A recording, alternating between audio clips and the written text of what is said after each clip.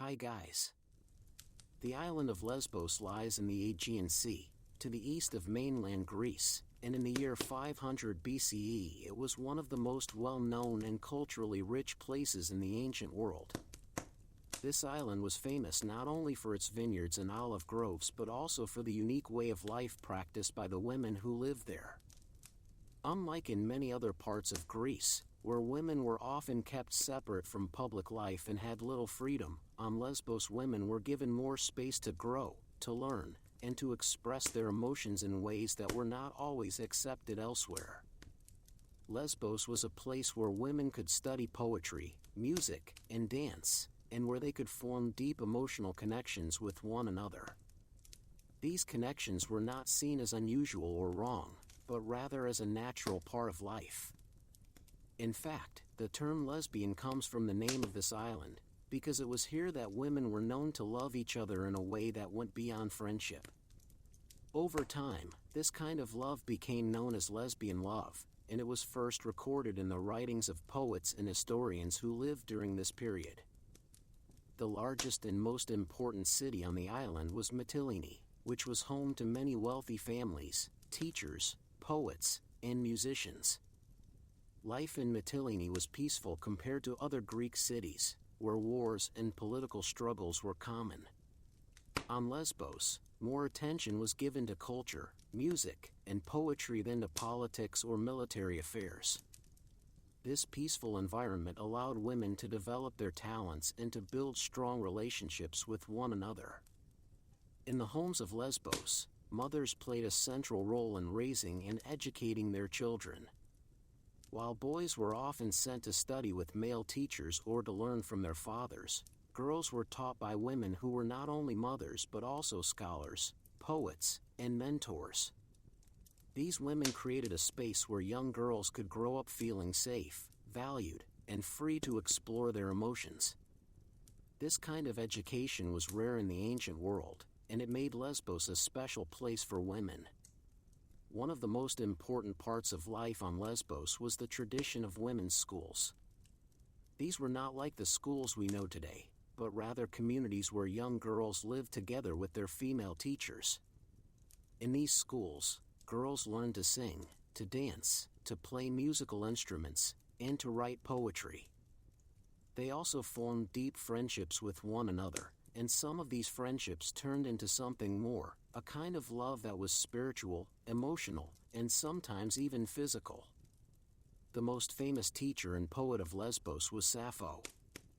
She lived in Mytilene around 600 BCE, and her poetry was filled with deep feelings of love and longing for other women.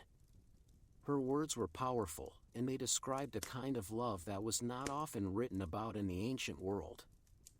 Because of her, the island of Lesbos became known as the place where women could love each other openly and without shame. Sappho's poetry was not only beautiful but also deeply personal. She wrote about the pain of separation, the joy of being with someone you love, and the deep emotional bonds that could form between two women. Her poems were often sung with music, and they were performed in gatherings where women would come together to share their thoughts and feelings. These gatherings were a way for women to connect with each other and to express parts of themselves that were not always accepted in the outside world. On Lesbos, women were not afraid to show their feelings for one another. They wrote letters, gave gifts, and spent time together in quiet places where they could talk and share their lives. These relationships were seen as a normal and natural part of life, and they were not considered to be against the rules of society. In fact, many people believe that these relationships helped women become stronger, more creative, and more connected to the world around them. Men on the island knew about these relationships, but they did not interfere with them. Men were often busy with politics, trade, and war, and they left the world of women to be what it was. Some men even admired the way women could express their feelings so openly, and they tried to write poetry like the women of Lesbos. In this way, the influence of the island spread beyond its borders and reached other parts of Greece. It is important to understand that the love between women on Lesbos was not always romantic in the modern sense. Sometimes it was a deep friendship, sometimes it was a mentorship, and sometimes it was a bond that lasted a lifetime. But in every case, it was a way for women to feel close to one another and to share parts of themselves that were not always shared with men or with the outside world. The island of Lesbos became a symbol of women's freedom and emotional depth. It was a place where women could be themselves, where they could learn, grow, and love in ways that were not always possible in other parts of the ancient world. Even after the schools and communities of women disappeared, the memory of Lesbos remained. The name of the island became linked with a special kind of love, and that link has lasted for thousands of years. Today, when we use the word lesbian, we are remembering the island of Lesbos and the women who lived there. Their lives may have been very different from ours, but their feelings were the same. They loved, they felt joy, they felt pain, and they wrote about it in ways that still touch us today. The history of women's love begins with Lesbos, and it continues to grow and change with every new generation. Even though many of Sappho's poems have been lost over time, and even though the island itself has changed, the spirit of Lesbos lives on. It reminds us that love between women is not new, and that it has always been a part of human history.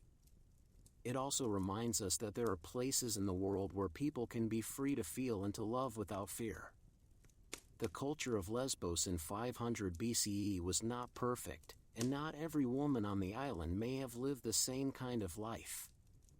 But for many women, especially those who were educated and who lived in the schools and communities of Mytilene, it was a time of great emotional and creative freedom.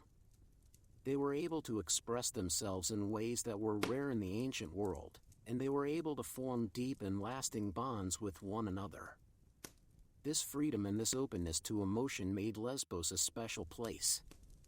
It was a place where women could explore their feelings, where they could write about love and loss, and where they could live in a way that allowed them to be fully themselves. This is why the island became so important in the history of women's love, and why it continues to be remembered even today. In many ways, the story of women's love begins with Lesbos. It is here that the first written records of love between women appear, and it is here that we can see the earliest examples of how women expressed their feelings for one another. These early examples help us understand how love between women has changed over time, and how it has remained the same in many important ways. The island of Lesbos was not just a place on a map, but a place in the hearts of many women who came after. It was a place where women could be free, where they could find love, and where they could leave behind a legacy that would last for thousands of years. That legacy is still with us today, and it reminds us that love between women has always been a part of the human story. On the island of Lesbos in the year 500 BCE, education for girls was not like education in other parts of Greece. In many Greek cities, girls were not taught to read or write, and they were not given the chance to study music, poetry, or dance. But on Lesbos, things were different. Here, girls were taught by women who were not only mothers and teachers, but also poets, musicians, and leaders in their own right. These women created a special kind of learning environment that allowed girls to grow in ways that were rare in the ancient world. The schools for girls on Lesbos were more than just places to learn reading and writing. They were communities where young women lived together, shared their lives, and formed deep emotional bonds with one another. These schools were often run by older women who had studied poetry and music themselves and who now passed on their knowledge to the next generation. The girls who came to these schools were not only students, but also friends, and sometimes even lovers. The relationships formed in these schools were a big part of what made Lesbos unique. One of the most important parts of education on Lesbos was music. Girls were taught to play instruments like the lyre and the flute, and they learned to sing songs that were passed down through generations. Music was not just a form of entertainment, but also a way to express feelings and emotions. Many of the songs sung in these schools were written by women, and they often spoke about love, longing, and the deep connections that could form between two women. Poetry was also a central part of life in these schools. Girls were taught to write poems about their feelings, their dreams, and their relationships with others. Some of these poems were very personal, and they described the joy of being close to someone, or the sadness of being separated from them. Others were more formal and were meant to be sung in groups, often with music and dance. These poems helped to create a sense of community among the girls and gave them a way to share their inner lives with each other. Dance was another important part of education on Lesbos. Girls learned to move their bodies in graceful ways, and they often danced in circles or lines, holding hands and singing together. These dances were not just for fun, but were also a way to build trust and closeness between the girls. Dancing together created a sense of unity and made the girls feel like they were part of something bigger than themselves. It was a way to connect with each other physically, emotionally, and spiritually. The teachers in these schools were not like teachers in modern schools. They were more like mentors and mothers, guiding the girls not only in their studies, but also in their personal growth. These teachers often lived with the girls, ate with them, and spent time with them outside of lessons. This close relationship allowed the girls to feel safe and supported, and it helped them develop strong bonds with the women who taught them. In many cases, the relationship between a teacher and her students was more than just educational.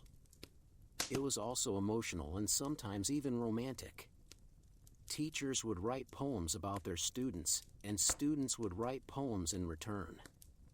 These poems often spoke of admiration, love, and the deep connection that could form between a woman and her pupil.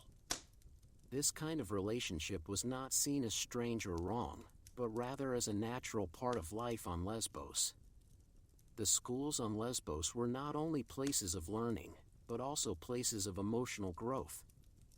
Girls came to these schools at a young age, often around the time they began to become women. During their time there, they were taught not only how to read and write, but also how to feel, how to love, and how to express themselves in ways that were accepted and even celebrated. This kind of education helped them grow into strong, confident women who were able to make their own choices and live their lives with purpose. The influence of these schools was not limited to the island of Lesbos. Many of the girls who studied there came from other parts of Greece, and when they returned home, they brought with them the ideas and values they had learned. Some of them continued to write poetry, some of them taught their own daughters, and others simply carried with them the memory of the deep friendships and love they had experienced while living on the island. In this way, the culture of Lesbos spread far beyond its shores. The schools for women on Lesbos were not just for the wealthy or the noble. While many of the girls who attended came from rich families, there were also girls from more modest backgrounds who were given the chance to study and grow in this special environment. This made the schools on Lesbos more open and inclusive than many other educational institutions of the time, where only the sons of the rich were given the chance to learn and to rise in society. The structure of these schools was simple, but effective. Each school had a head teacher, usually an older woman who had studied under another teacher when she was young. She was responsible for guiding the students, teaching them, and helping them develop their talents. The students lived together in the same house or building, and they followed a daily routine that included lessons, meals, music, dance, and time for rest and reflection. Because the girls lived together, they formed very close relationships with one another. Some of these relationships were like friendships, others were more like family, and some were deeper still. These relationships were not hidden or seen as wrong, but were instead considered a normal and important part of growing up. The girls were encouraged to care for each other, to support each other, and to share their lives in ways that were meaningful and lasting. The emotional bonds formed in these schools often lasted for many years, and sometimes even for a lifetime. Even after the girls left the school and returned to their homes, they kept in touch with each other through letters and poems. Some of these letters have survived to this day, and they offer a rare glimpse into the inner lives of women in the ancient world. They show that women were capable of deep love, strong friendships, and lasting emotional connections, even in a time when their voices were often unheard. The schools on Lesbos were not just places for girls to learn. They were also places for women to find themselves, to discover who they were, and to explore their feelings in a way that was not always possible in the outside world. This kind of freedom was rare in the ancient world, and it made Lesbos a special place for women who wanted to live full and meaningful lives. Over time, the schools on Lesbos became known throughout Greece, and many people came to the island to see them for themselves. Some came to study, others came to write about them, and still others came simply out of curiosity. The island became a center of culture and learning, and it was known for its women, its poetry, and its unique way of life. Even though the schools on Lesbos eventually disappeared, their legacy lived on. The idea that women could learn, grow, and love each other in a way that was accepted and even celebrated continued to influence people for many years to come. And even today, when we think about the history of women's education and the history of women's love, we remember the island of Lesbos and the special schools that once existed there. In many ways, the schools on Lesbos were ahead of their time. They offered women a chance to be more than just wives and mothers, and they gave them the tools to express themselves, to think for themselves, and to build deep and lasting relationships with other women. These schools helped shape the lives of many women, and they left behind a legacy that continues to inspire people even now. The women who lived and studied on Lesbos were not just students. They were poets, musicians, dancers, and thinkers. They were women who dared to feel deeply, to love openly, and to live in a way that was true to themselves. And because of them, the island of Lesbos became a place that will never be forgotten. Among all the women who lived on the island of Lesbos in the year 500 BCE, none was more famous than Sappho. She was not only a poet, but also a teacher, a mentor, and a woman whose words reached far beyond her own time. Her poetry was filled with emotion, and it described a kind of love that was rarely spoken of so openly in the ancient world. Because of her, the island of Lesbos became known as the place where women could love each other in ways that were deep, meaningful, and beautiful. Sappho lived in the city of Mytilene, which was the largest and most important city on Lesbos. She was born around the year 630 BCE, and she lived during a time when music, poetry, and dance were highly valued. She was not a queen or a noblewoman, but she was respected by many people because of her talent and the way she expressed her feelings through words. Her poems were often sung with music, and they were performed in gatherings where women came together to share their lives and emotions. Sappho was known for the way she wrote about love, and especially for the way she wrote about love between women. Her words were full of longing, joy, sadness, and hope, and they showed that women could feel deeply about each other. Some of her poems were about the happiness of being close to someone, while others were about the pain of being separated from the one you loved. These feelings were not always easy to express, but Sappho found a way to put them into words that could be understood and felt by others. She was also a teacher, and many young women came to study with her. In her school, girls learned to sing, to dance, and to write poetry, just like in other women's schools on the island. But Sappho's school was special because of the way she connected with her students. She wrote poems about them, and they wrote poems about her. These poems were not just lessons or exercises, they were expressions of real feelings, and they helped create a bond between teacher and student that was very strong. Some people believe that Sappho's relationships with her students were more than just educational. They believed that she loved some of her students in a way that was not only spiritual or emotional, but also romantic. This idea was not considered shocking or wrong in her time, especially on Lesbos, where love between women was seen as a natural part of life. But after her death, some people tried to change the way she was remembered, and they tried to make her seem less important or even controversial. Despite these attempts, Sappho's poetry survived, and it continued to be read and admired by many people. Her words were copied by hand, passed from one person to another, and studied by poets and scholars for centuries. Some of her poems were lost over time, but even the pieces that remain give us a powerful sense of who she was and what she believed. Her writing was not only beautiful, but also deeply human, and it spoke to the heart in a way that few other poets could. Because of her, the word lesbian came to be used to describe love between women. The name of the island where she lived became linked with this kind of love, and that link has lasted for thousands of years. Even today, when we use the word lesbian, we are remembering the island of Lesbos and the woman who made it famous. Her influence was not only on the women who lived at the same time as her, but also on generations that came long after she was gone. Sappho's poetry was often written in a form that was very personal. She used the first person, and she wrote about her own feelings and experiences. This made her poems feel close and real, as if she was speaking directly to the reader. Many of her poems were about women she loved, and they described the way she felt about them in a way that was honest and powerful. She wrote about the joy of being near someone, the pain of losing them, and the deep longing that comes with love. She also wrote about the role of women in society, and about the ways in which women could be strong, creative, and full of emotion. She believed that women had voices that deserved to be heard, and she used her own voice to speak for them.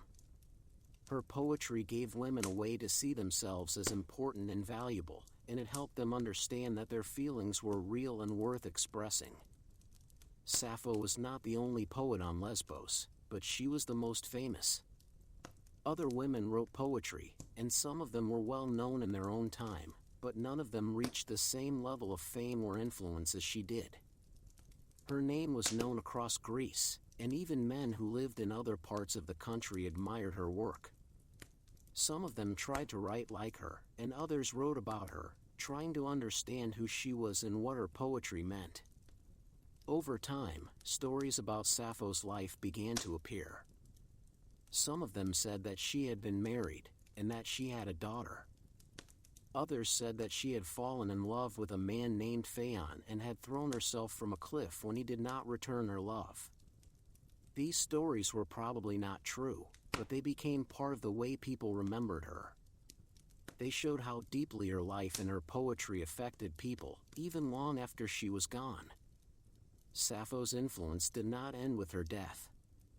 Her poetry continued to be read, copied, and studied by people who wanted to understand her words and the world she came from. Her name was mentioned by many writers in the centuries that followed, and even though most of her poems were lost, the ones that survived were enough to show how great a poet she was.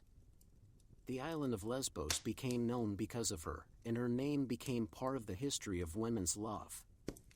She was not the first woman to love another woman, and she was not the last, but she was one of the first to write about it in a way that was honest and powerful. Because of her, the world remembered that women could love each other deeply, and that their feelings were just as real and important as those of men. Even now, thousands of years later, people still read Sappho's poetry and feel moved by it. Her words still speak to the heart, and they still help people understand what it means to love and to feel deeply. She was a woman who lived a long time ago, in a world very different from ours, but her voice still echoes through time, reminding us that love between women has always been a part of the human story. Sappho's life may have been short, but her legacy is long. Her poetry gave women a way to express their feelings, and it helped shape the way people think about love, especially love between women. She was not just a poet, she was a teacher, a mentor, a leader, and a symbol of what women could be when they were free to speak, to feel, and to love. The story of Sappho is the story of a woman who changed the way people thought about love and poetry. It is the story of a teacher who touched the lives of many young women, and of a poet whose words have lasted for thousands of years. It is also the story of the island of Lesbos, and of the special place it holds in the history of women's love. On the island of Lesbos in the year 500 BCE, friendship between women was not just common, it was an important part of daily life. Women lived close to each other, worked together, learned from each other, and often shared their homes and their lives. These friendships were not only about companionship, but also about trust, support, and deep emotional connection. In many ways, these friendships were as strong as any other kind of relationship, and sometimes they were even stronger than marriage. In other parts of Greece, women were often kept apart from each other, especially once they were married. They were expected to stay in their own homes, to take care of their husbands and children, and to avoid forming close bonds with other women. But on Lesbos, things were different. Women were encouraged to spend time together, to talk, to share their feelings, and to build lasting relationships with one another. These relationships were not seen as strange or wrong, but as a normal and natural part of life. The people of Lesbos believed that women could feel deeply for each other, and that these feelings could be just as real and powerful as the feelings between a man and a woman. Some friendships were purely emotional, while others included physical closeness. But in most cases, the exact nature of these relationships was not discussed in detail. Instead, what mattered was the bond between the women, the way they cared for each other, the way they supported each other through hard times, and the way they shared their lives. Because of this, many women on Lesbos formed groups or small communities where they lived and worked together. These groups were not always made up of just two people. Sometimes they included several women who shared a house, who ate together, and who spent most of their time in each other's company. These groups were not seen as unusual, and they were accepted by the people who lived on the island. In fact, many people believed that living in such a group helped women become stronger, more confident, and more connected to the world around them. Men on the island were aware of these friendships, but they did not see them as a threat. They understood that women had their own lives, their own ways of forming bonds, and their own ways of expressing love. Some men even believed that these friendships helped women become better mothers, better wives, and better members of society. Others simply ignored them, because they were focused on their own lives, their own work, and their own relationships with other men. In many cases, the friendships between women on Lesbos were long-lasting. Some lasted for years, and some even lasted for a lifetime. Women who were close to each other often stayed in touch even when they were separated by distance. They wrote letters, they sent gifts, and they visited each other when they could. These friendships were not just about spending time together, they were about sharing life, about growing together, and about supporting each other through the changes that came with time. The people of Lesbos believed that friendship was one of the most important things in life.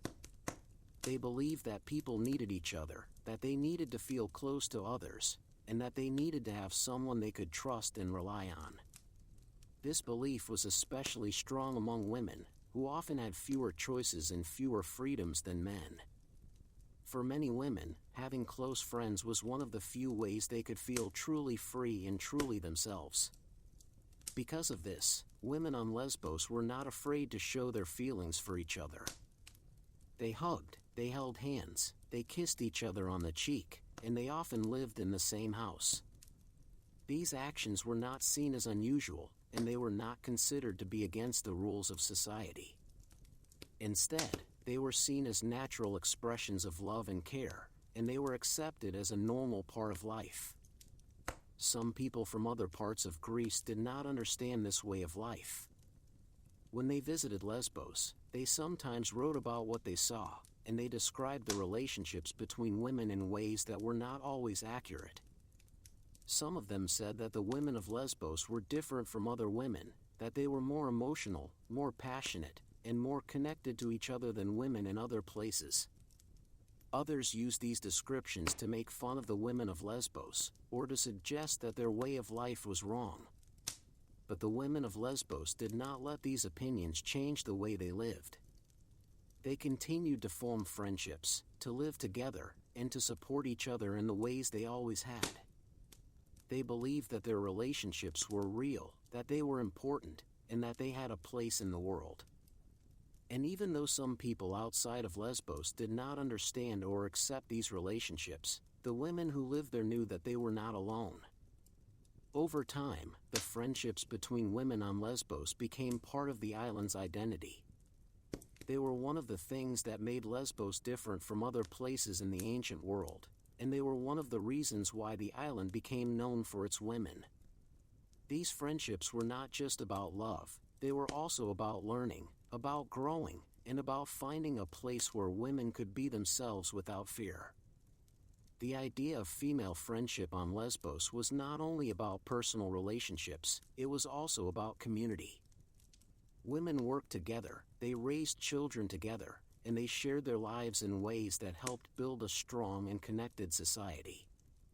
This sense of community was one of the reasons why life on Lesbos was so peaceful compared to other parts of Greece, where men often fought wars and where women were kept apart from each other. Even after the island changed and the ways of life on Lesbos began to shift, the memory of these friendships remained. The idea that women could form deep and lasting bonds with each other continued to live on, and it became part of the larger story of women's love and friendship throughout history. The women of Lesbos were not the first to form such bonds, and they were not the last, but they were among the first to live in a place where those bonds were accepted and celebrated. In many ways, the friendships between women on Lesbos were ahead of their time. They showed that women could be more than just wives and mothers, they could be friends, partners, and even lovers. They showed that women could live together, care for each other, and build lives that were full of meaning and emotion. And they showed that love between women was not something new or strange, but something that had always been a part of the human experience. On the island of Lesbos in the year 500 BCE, women took part in many rituals and ceremonies that marked the different stages of their lives. These rituals were not only important for religious reasons, but also for personal and emotional growth. They helped women understand who they were, what their place was in the world, and how they could connect with other women in deep and meaningful ways. These ceremonies were often filled with music, poetry, and dance, and they gave women a chance to celebrate their lives together. One of the most important rituals for young girls was the ceremony that marked the change from childhood to womanhood. This was a time when a girl was no longer seen as a child, but as someone who was ready to take on new roles in society. The ceremony often included a special dress, a new hairstyle, and gifts from family and friends. It was also a time when older women would teach the girl what it meant to be a woman, what she could expect in the years ahead, and how she could find strength and support among other women. These ceremonies were not only about growing up, but also about forming new connections. Many girls were introduced to the women who would become their teachers, mentors, and sometimes even lovers. These women helped guide them through the changes in their bodies and their lives, and they offered them a sense of belonging that was very strong. In many cases, the bond between a young girl and her older mentor was one of the most important relationships she would ever have. Women on Lesbos also took part in religious ceremonies that were led by other women. Unlike in many other parts of Greece, where men were often the main leaders in religious life, on Lesbos women played a central role in worship and spiritual practice. They sang songs to the gods, especially to goddesses like Aphrodite, who was believed to protect love and beauty. These songs were often written by women themselves, and they spoke about love, longing, and the deep emotional bonds that could form between two people. Dance was an important part of many of these ceremonies. Women danced in circles, holding hands and moving together in a way that created a strong sense of unity. These dances were not only beautiful to watch, but also deeply emotional. They helped women feel connected to each other, to the gods, and to the world around them. Some of these dances were performed in temples, while others took place in open fields or near the sea, where the wind and the waves could carry the music and the voices of the women. In many cases, these ceremonies were held in special places that were only for women. These places were like small temples or gathering spaces where women could come together to talk, to sing, to dance, and to share their feelings. These spaces were not open to men, and they gave women a chance to be themselves without fear of being judged or misunderstood. Here, they could talk about their dreams, their fears, and the things they hoped for in life. The women who led these ceremonies were often older and more experienced. They were respected for their wisdom, their knowledge of poetry and music, and their ability to guide younger women through the changes in their lives. These leaders were not only teachers, but also spiritual guides, and they played an important role in helping women understand themselves and their place in the world. Some of these ceremonies were held during special times of the year, like the changing of the seasons or the full moon. These times were believed to be powerful, and they were often seen as moments when the connection between the human world and the divine was strongest. During these ceremonies, women would offer gifts to the gods, sing songs, and perform dances that were meant to bring them closer to the divine and to each other. These rituals were not only about religion or tradition, they were also about personal growth and emotional healing. Many women came to these ceremonies when they were going through difficult times, like the loss of a loved one, the end of a relationship, or the start of a new chapter in their lives. These ceremonies gave them a way to express their feelings, to find support among other women, and to feel a sense of peace and renewal. The ceremonies on Lesbos were also a way for women to remember the past and to honor the women who had come before them. Many of the songs and poems used in these rituals had been passed down for generations, and they carried with them the voices and emotions of women who had lived long before. These traditions helped women feel connected to their history and to the larger story of women's lives on the island. Because of these rituals, women on Lesbos were able to build strong communities that were based on trust, support, and shared experience. These communities were not only places where women could learn and grow, but also places where they could find comfort, friendship, and love. The rituals and ceremonies that took place on the island helped create a sense of belonging that was very deep and very real. Even though many of these rituals have been lost over time, the idea behind them has not. The need for women to come together, to share their lives, and to support each other is still very much a part of the human experience. And in many ways, the women of Lesbos were among the first to understand this need and to create spaces where it could be fulfilled. The rituals and ceremonies on Lesbos were more than just traditions, they were ways for women to connect with each other, to express their feelings, and to find meaning in their lives. They were moments when women could be free, when they could be themselves, and when they could feel the deep bonds that could form between two people. These rituals helped shape the lives of many women, and they left behind a legacy that continues to inspire people even today. The women who lived on the island of Lesbos in the year 500 BCE left behind many stories, even if those stories were not always written down in full. Some of these stories came to us through the poems of Sappho, while others were passed on by historians, writers, and travelers who visited the island and wrote about what they saw. These stories give us a rare and valuable look into the lives of women who lived long ago, and they help us understand how deeply women could feel for each other during that time. One of the most common ways that women shared their feelings was through poetry. Many women wrote poems about their friends, their teachers, and the people they loved. These poems were often filled with emotion, and they described the joy of being close to someone, the pain of being separated from them, and the deep longing that came with love. Some of these poems were written to be sung, and they were often performed with music and dance, making them even more powerful and moving. Letters were another way that women expressed their feelings. Some of these letters have survived, and they show that women were not afraid to write openly about their emotions. They wrote about missing someone, about wanting to be with them again, and about how much they cared for them. These letters were not always long, but they were always full of feeling, and they give us a glimpse into the personal lives of women who lived more than 2,000 years ago. There were also stories about women who lived together in small groups or communities. These women often shared a house, ate together, and spent most of their time in each other's company. They were not always lovers in the modern sense, but they were close in ways that went beyond friendship. They supported each other, helped each other through hard times, and shared their lives in a way that made them feel like family.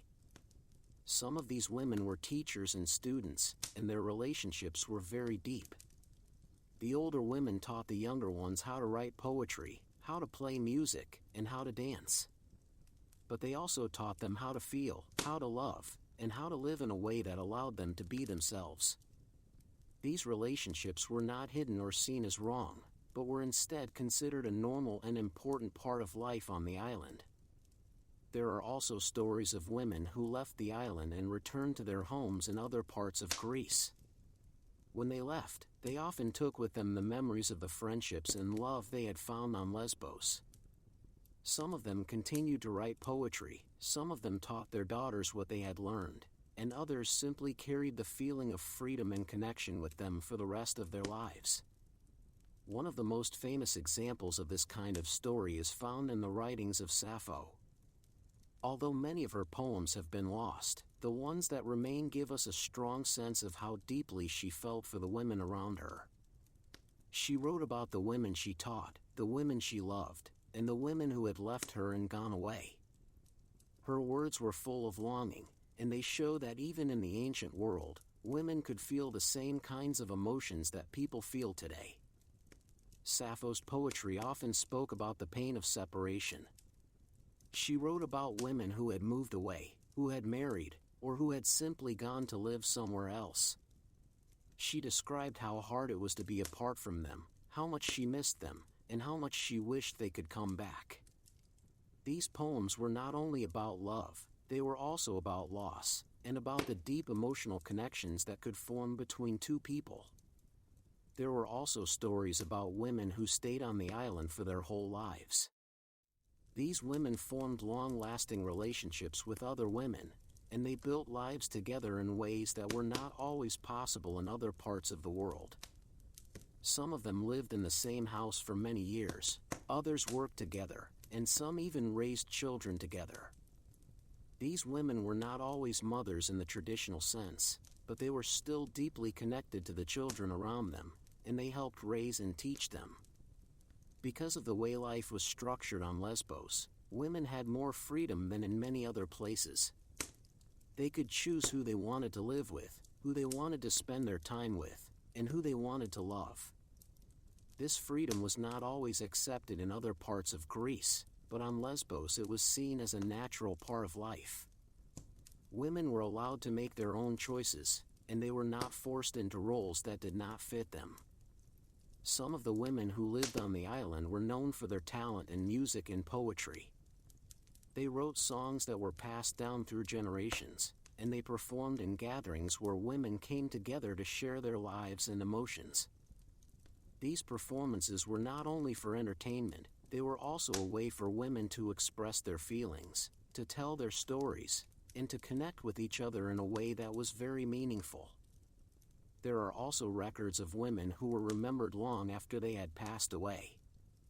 Their names were written in poems, their lives were described in letters, and their relationships were remembered by the people who had known them. These women were not forgotten, and their stories continued to live on in the words of those who had loved them. The personal stories of women from Lesbos show us that love between women is not a new idea. It has always been a part of human history, and it has always been a part of the way people form relationships and build lives together. These stories help us understand that women have always had the ability to feel deeply, to love openly, and to live in ways that are true to themselves. Even though many of these stories have been lost over time, the ones that remain give us a powerful sense of what life was like for women on the island. They show us that women could be strong, that they could be creative, and that they could form deep and lasting bonds with each other. These stories remind us that the past is not so different from the present, and that the emotions people feel today are the same emotions that people felt long ago. The women of Lesbos were not only poets, musicians, and dancers, they were also lovers, friends, and teachers. They lived full lives, they felt deeply, and they left behind a legacy that continues to inspire people even now. Their stories may be old, but they are still important, and they still have the power to move us and to teach us about the strength of women's love. These stories also remind us that history is not only made by kings, warriors, and men in power, it is also made by ordinary people, by women who lived quiet lives, and by the relationships they formed with each other. The women of Lesbos may not have ruled empires or led armies, but they changed the way people thought about love, and they helped shape the way we understand relationships today. Even now, thousands of years later, we can still hear the voices of these women in the poems that remain, in the letters that were saved, and in the stories that were passed down through time. These voices remind us that women have always had the power to love, to feel, and to live in ways that are true to themselves. And because of them, the island of Lesbos will never be forgotten. On the island of Lesbos in the year 500 BCE, marriage was a part of life for many women, but it was not always the most important part. While most women were expected to marry at some point, especially as they grew older, many of them also formed deep emotional and romantic connections with other women. These relationships were not seen as a replacement for marriage, but rather as something that could exist alongside it. Women could be married to men and still feel love for other women, and this was accepted as a normal part of life on the island. The families of Lesbos understood that women had their own ways of forming bonds and that these bonds could be very strong. Some families even encouraged their daughters to spend time with older women who could teach them about life, love, and poetry. These older women were not just teachers, they were also mentors, friends, and sometimes even lovers. The relationships formed between young women and their mentors were not seen as wrong or unnatural, but as a part of growing up and learning about the world.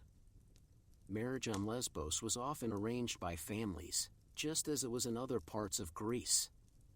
Women were usually married at a young age, sometimes as early as 15 or 16, and they were expected to move in with their husband's family after the wedding. But unlike in many other places, where married women were kept apart from other women and were not allowed to form close friendships, on Lesbos women were still able to maintain their relationships with other women even after marriage.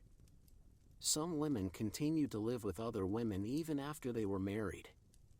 In some cases, they brought their close friends or lovers with them into their new home, and the 3 or more women lived together in a way that was not always common in other parts of the ancient world.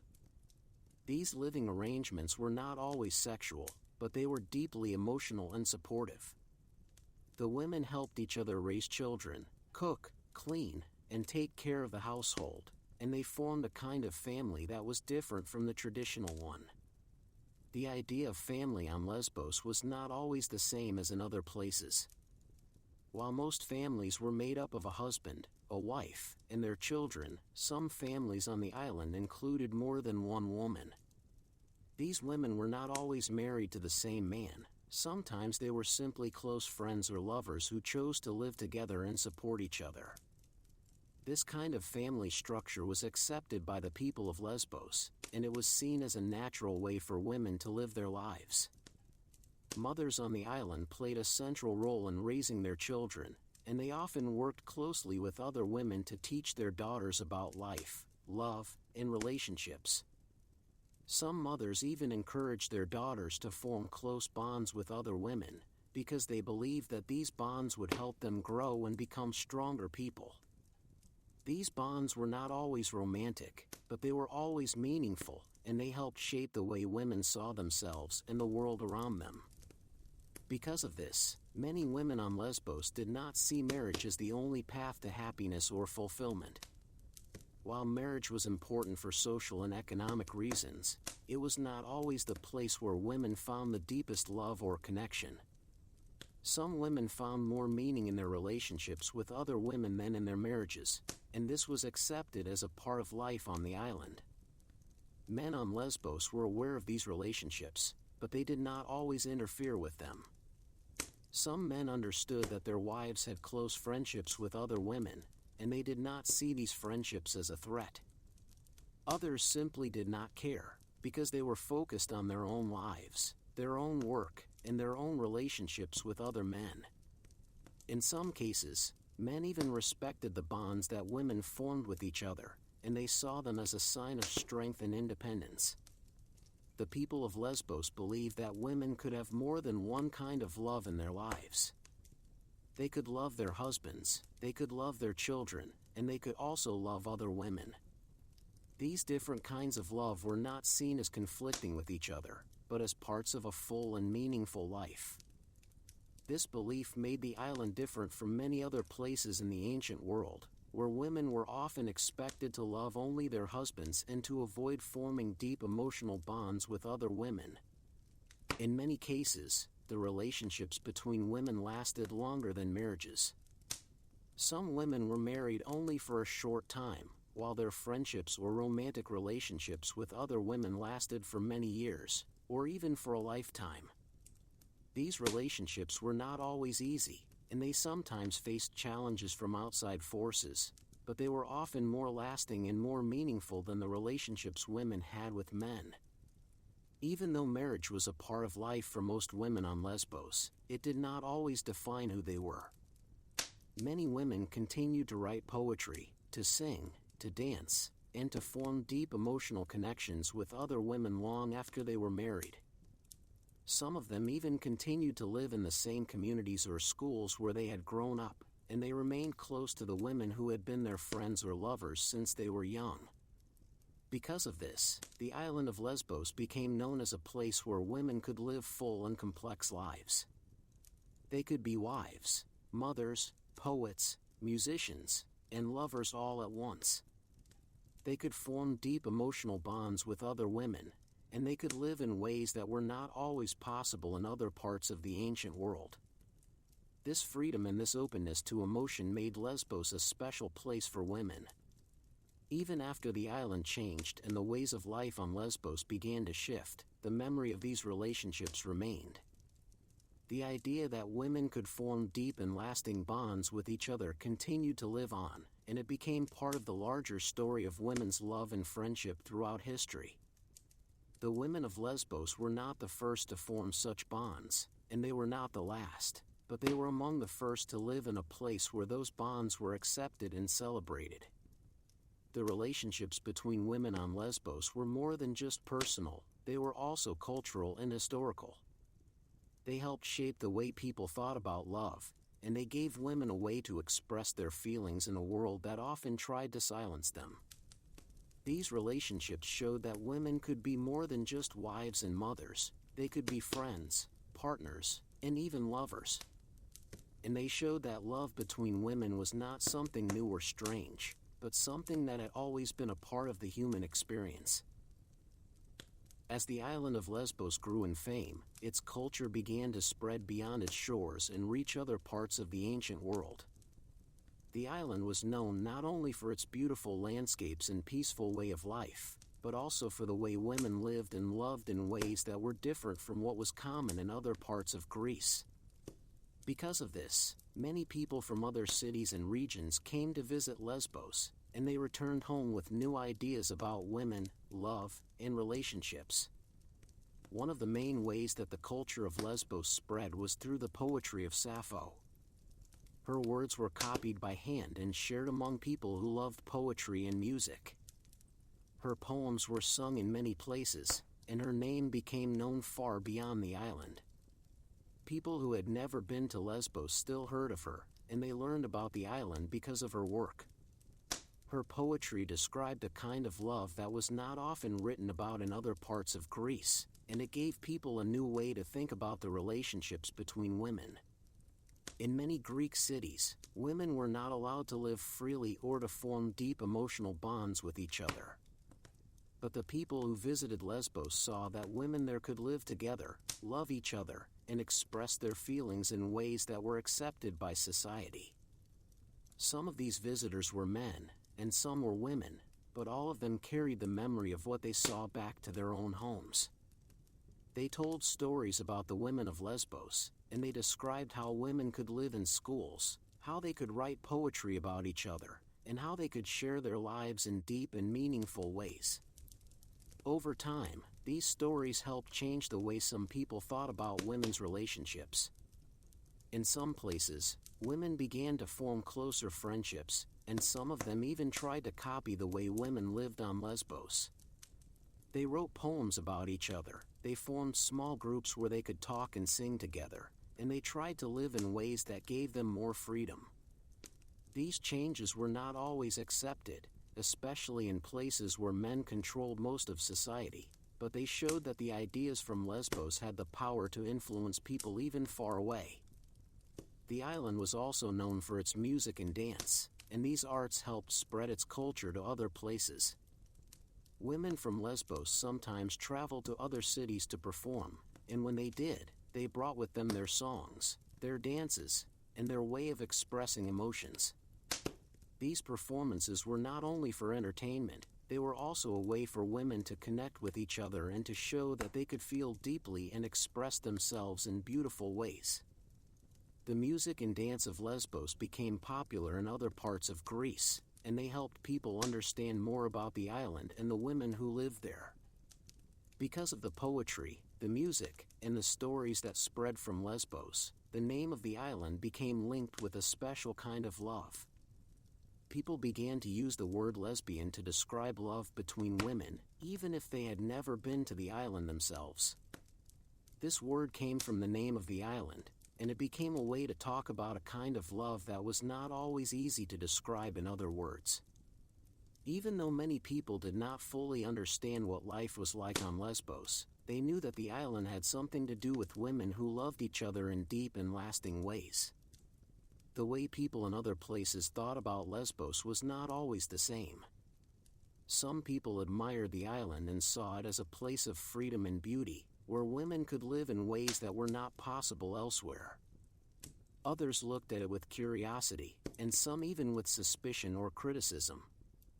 There were people who did not agree with the way women lived on the island, and they wrote about it in ways that were not always fair.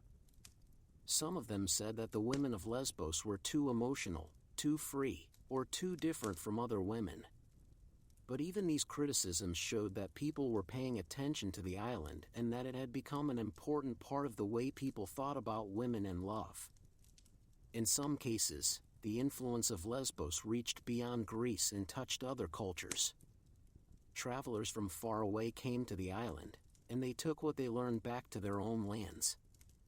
Some of them wrote about what they saw, and others simply carried the memory of the island with them. These stories helped spread the idea that women could form deep emotional bonds with each other, and that these bonds were a natural part of life. Even in places where women were not allowed to live freely, the idea of Lesbos remained as a symbol of what was possible. The schools for women on Lesbos also had a lasting influence. Many of the girls who studied there came from other parts of Greece, and when they returned home, they brought with them the ideas and values they had learned. Some of them continued to write poetry, some of them taught their own daughters, and others simply carried the memory of the island with them for the rest of their lives. These women helped spread the culture of Lesbos to other places, and they showed that the island's influence was not limited to its own shores. Because of the way the culture of Lesbos spread, the island became more than just a place on a map. It became a symbol of freedom, love, and the power of women to live their lives in their own way.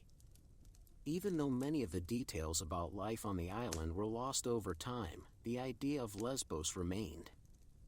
It became a place that people remembered, a place that inspired poetry and music, and a place that changed the way people thought about women and their relationships. The influence of Lesbos also showed that ideas can travel far beyond the places where they begin. Even though the island was small, its culture had a big impact on the world around it. It helped shape the way people thought about love, it gave women a way to express their feelings, and it showed that women could live full and meaningful lives even in a world that often tried to limit them. The women of Lesbos may not have ruled empires or built great cities, but they changed the way people saw the world, and they left behind a legacy that continues to live on. Even now, thousands of years later, the name of the island is still connected with love between women. The word lesbian is still used to describe this kind of love, and the island is still remembered as the place where it began. The women who lived there may have been ordinary people, but they helped create something that lasted far beyond their own time. Their lives, their poetry, and their relationships continue to inspire people even today, and they remind us that love between women has always been a part of history. The culture of Lesbos was not just about love, it was also about freedom, expression, and the power of women to shape their own lives. It was a culture that gave women space to grow, to feel, and to love in ways that were not always possible elsewhere. And because of that, the island of Lesbos will never be forgotten. As time passed, the way people thought about love between women began to change. What had once been accepted and even celebrated on the island of Lesbos slowly became less understood and, in some places, even discouraged. These changes did not happen all at once, but rather over many years, as new ideas, new leaders, and new beliefs began to shape the way people saw the world.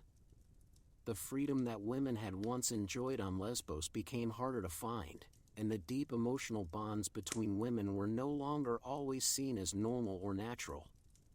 One of the reasons for this change was the rise of new political and religious ideas. In many parts of Greece, and especially in cities like Athens, the role of women in society became more limited. Laws were made that kept women from living together in schools or forming close relationships with other women outside of marriage. Women were expected to spend more time in the home, to take care of their husbands and children, and to avoid forming deep emotional connections with other women. These changes made it harder for women to live the way they once had on Lesbos. Religious beliefs also played a role in how people saw love between women. As new gods and new moral codes became more important, some of the older traditions that had allowed women to form close bonds with each other began to fade. In some places, the idea that women could love each other in deep and meaningful ways was seen as something that went against the rules of society. These ideas were not always the same everywhere, but they did affect the way many people thought about women and their relationships. The schools for women on Lesbos, which had once been centers of learning, music, poetry, and love, also began to change. Over time, fewer girls came to study there, and the schools became smaller and less important. Some of them closed completely, while others changed their focus and stopped teaching poetry and music in the same way. The teachers who had once guided young women in their emotional and creative growth were no longer as respected, and their way of life slowly disappeared. Even the poetry of Sappho, which had once been widely read and admired, began to be seen in a different light. Some people continued to love her words and to see them as beautiful expressions of human emotion, but others tried to change the way she was remembered. Her poems were sometimes taken out of context, or they were used to support ideas that were very different from what she had meant. In some cases, people tried to say that her poetry was not really about love between women at all, even though that had been clear to many people in the past. The island of Lesbos itself also changed. As new rulers came to power and new laws were made, the way of life that had once made the island special slowly disappeared. The women who had lived freely and formed deep bonds with each other found themselves living in a world that was less accepting of their choices. Some of them left the island, while others tried to keep their traditions alive in secret. But even as the island changed, the memory of what had once been there did not disappear completely. In other parts of Greece and in other cultures, the idea of love between women continued to exist, but it was often hidden or not spoken about openly. Some women still formed close friendships and emotional bonds with each other, but they did so in ways that were less visible. They wrote letters instead of poems, they lived together in ways that looked like friendship rather than love, and they found ways to express their feelings without drawing attention to themselves. These women were not always free to live the way they wanted, but they still found ways to love and to care for each other. Over time, the word lesbian continued to be used, but the meaning behind it changed. In some places, it was used in a way that was not always kind, and it was sometimes used to make fun of women who did not follow the usual rules of society. But even when the word was used in a negative way, it still carried with it the memory of the island of Lesbos and the women who had once lived there. It was a reminder that love between women had always been a part of history, even if it was not always accepted. As centuries passed, the story of Lesbos and the women who lived there became more of a legend than a real part of history. Some people forgot where the word lesbian had come from, and some people did not know that it had once been linked to a real place and a real way of life. But the idea of women loving each other did not disappear. It continued to exist in secret, in letters, in poems, and in the lives of women who found each other even when the world around them did not understand them. Even though the schools on Lesbos were gone and the way of life that had once made the island special had changed, the feelings that had been so common there were still very real. Women still felt love, they still felt longing, and they still formed deep emotional bonds with each other. These feelings did not disappear just because society changed, they simply found new ways to exist, and they continued to shape the lives of women for many years to come. The story of how the perception of female love changed over time is not a simple one. It is a story of loss and of memory, of silence and of hidden voices. It is a story of how some ideas are forgotten while others are remembered, and of how the way people see the world can change with time. But even in the face of these changes, the legacy of the women of Lesbos remained. It remained in the word that was used to describe love between women, in the poetry that was still read, and in the quiet lives of women who continued to love each other even when no one else knew. The women of Lesbos may not have been able to stop the changes that came with time, but they left behind something that could not be erased. They left behind a history of love, of freedom, and of the deep emotional bonds that could form between women. And even though the world around them changed, the memory of what they had once created on the island never truly disappeared. The island of Lesbos is no longer the same place it was in the year 500 BCE, but its legacy lives on in ways that are both deep and lasting. The women who lived there, the poetry they wrote, the music they sang, and the love they shared all helped shape the way people think about women and their relationships. Even though the island has changed, and even though many of the details of daily life there have been lost, the memory of what happened on Lesbos has not disappeared. Lesbos was once known as a place where women could live freely, where they could form deep emotional bonds with each other, and where they could express their feelings in ways that were accepted and even celebrated. The schools for women, the poetry of Sappho, and the way women lived together all made the island a special place in the ancient world. These things helped create a culture that was different from many other places, and they gave women a chance to grow, to learn, and to love in ways that were not always possible elsewhere.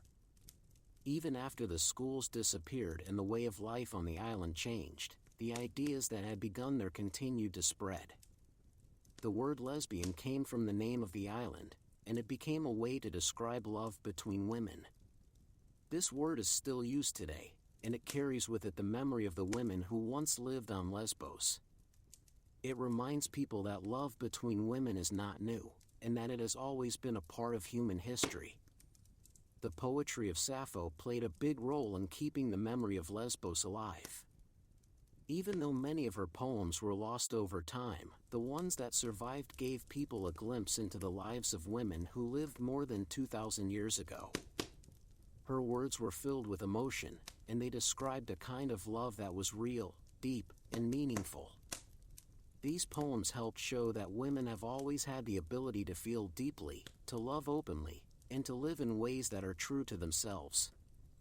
Over the centuries, the story of Lesbos has been remembered in many different ways. Some people have studied the history of the island, some have read the poetry of Sappho, and others have simply carried the word lesbian with them as part of their identity.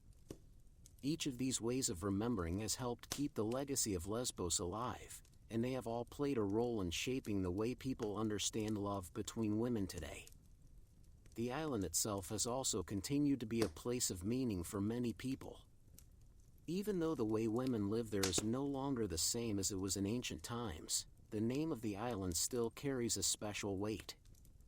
People who visit Lesbos often feel a connection to its past, and they understand that the island was once a place where women could be free. This connection helps remind people that history is not just something that happened long ago, it is something that still affects the present. The legacy of Lesbos is not only about love between women, it is also about the power of women to shape their own lives. The women who lived on the island showed that they could be more than just wives and mothers. They could be poets, musicians, teachers, and lovers. They could live together, they could support each other, and they could build lives that were full of meaning and emotion. These women helped prove that women have always had the strength to live in ways that are true to themselves, even in a world that often tried to limit them. Even now, thousands of years later, the influence of Lesbos can still be felt. The idea that women can love each other, that they can form deep emotional bonds, and that they can live full and meaningful lives continues to be important. The women of Lesbos may not have ruled empires or built great cities, but they changed the way people saw the world. They helped create a history that continues to inspire people even today. The story of Lesbos also reminds us that history is not always written by the people who lived it. Many of the details about life on the island were lost over time, and some of the stories about the women who lived there were changed or misunderstood. But even with these gaps in the record, the core of what happened on Lesbos remains clear. Women loved each other deeply, they formed strong communities, and they lived in ways that were different from what was common in other parts of the ancient world. Because of this, the island of Lesbos will never be forgotten. It has become more than just a place on a map, it has become a symbol of freedom, of love, and of the strength of women. The women who lived there may have been ordinary people, but they helped create something that lasted far beyond their own time. Their lives, their poetry, and their relationships continue to inspire people even today. The legacy of Lesbos also shows that the past is not always separate from the present. The way people think about love, the way they understand relationships, and the way they see women's roles in society have all been shaped by the history of the island. Even people who have never heard of Lesbos may still be affected by the ideas that began there. These ideas have traveled far beyond the island, and they continue to shape the way people live their lives today. In many ways, the story of Lesbos is still being written. Every time a woman reads the poetry of Sappho, every time someone learns about the history of the island, and every time a person chooses to live in a way that is true to themselves, the legacy of Lesbos continues. The island may be small, but its influence is large, and it has helped shape the way people understand love, freedom, and the power of women to live their lives on their own terms. The women of Lesbos were not just part of history, they helped create it. They showed that love between women is real, that it is powerful, and that it has always been a part of the human experience. Their story may be old, but it is still important, and it still has the power to move us and to teach us about the strength of women's love. Even now, thousands of years after the women of Lesbos first sang their songs and wrote their poems, their voices can still be heard. They remind us that love between women has always existed, that it has always mattered, and that it will always be a part of the human story.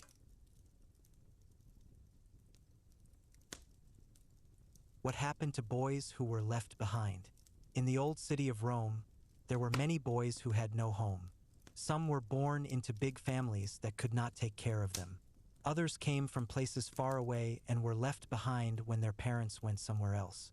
These boys were not wanted by those who gave them life, so they were put in baskets or wrapped in cloth and placed near roads, under trees, or by the sides of buildings where people might find them. The sun would rise and fall many times while these boys waited. Sometimes a kind person would see them and pick them up. Other times, animals came close but did not help. The wind would blow over them and the rain would fall on their small bodies. They did not know why they were there or what would happen next. They only knew cold, hunger, and silence. Most of the time, these boys were found by men who worked with their hands. Some were farmers who needed help in the fields. Others were builders who made walls and roofs for houses. A few were traders who moved through the streets selling things like bread, oil, or cloth. These men saw the boys and thought they could be useful. They did not always have love in their hearts, but they had work to do. Once taken in, the boys were given new names or no names at all. Some were called Little One or Boy. Others were told to keep quiet and never speak unless asked. They slept in corners, under tables, or on pieces of cloth near the fire. They ate scraps of food that were left after others had eaten. Their days began before the sun came up and ended long after it went down. There was no school for them. There were no books to read or letters to learn.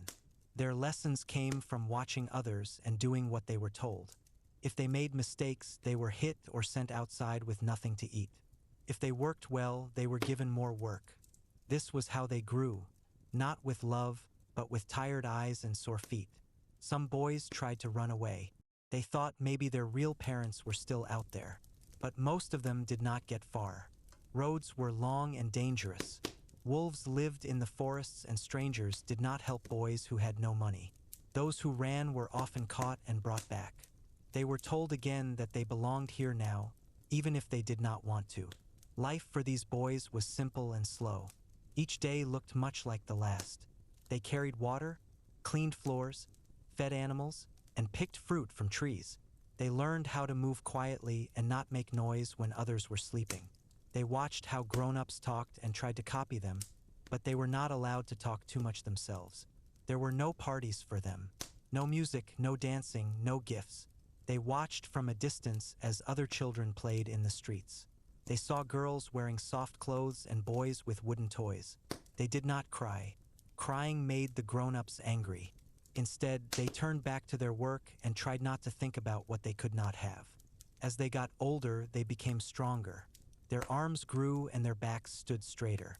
They could carry heavier things and walk longer distances. They were no longer seen as babies, but they were still not seen as people. They were tools like hammers or buckets. They were used for work and then put aside when the day was done. The city of Rome was loud and full of people. It had temples with tall columns and markets with many smells. There were fountains that poured water and statues that looked like gods. But for these boys, the city was just a place they walked through while carrying something heavy. They did not look around much. They kept their heads down and their feet moving. Some of the boys were lucky. They were taken by men who were not cruel.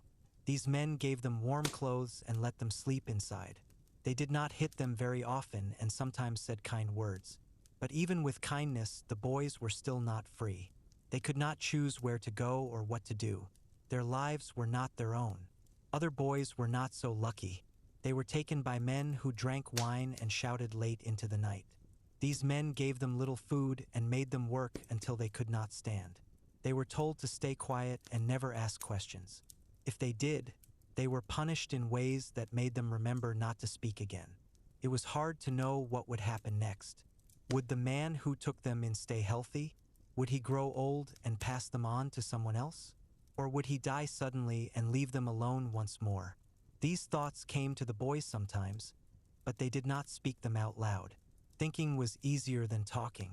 The sky above Rome was wide and blue during the day. At night, it was black and filled with stars.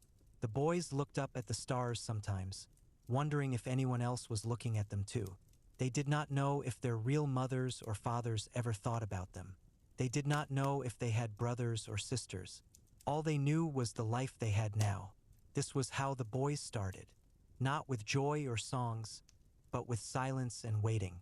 They were left behind, found by chance, and given a life of work and quiet days.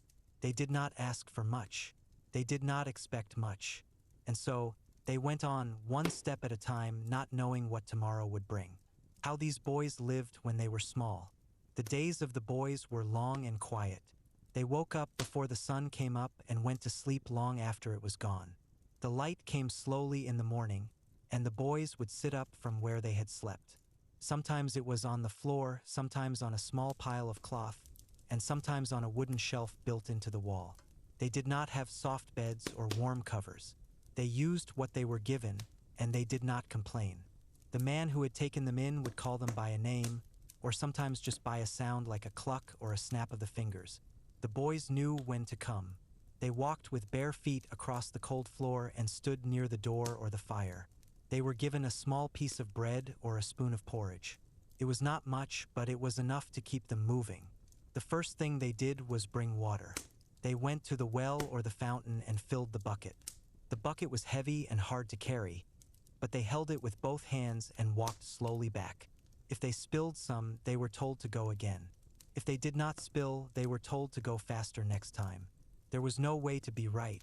They just kept doing it day after day. Then they swept the floor. They used a bundle of sticks tied together to push the dust into the corners. They did not always do it well, but they did it for a long time.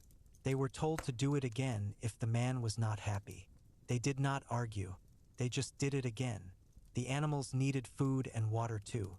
The chickens had to be fed, the goats had to be milked, and the pigs had to be given scraps. The boys learned how to do these things by watching and by doing. If they did not learn fast enough, they were hit. If they did learn, they were given more work. There was no praise, only more things to do. They ate again at midday. It was not much different from the morning.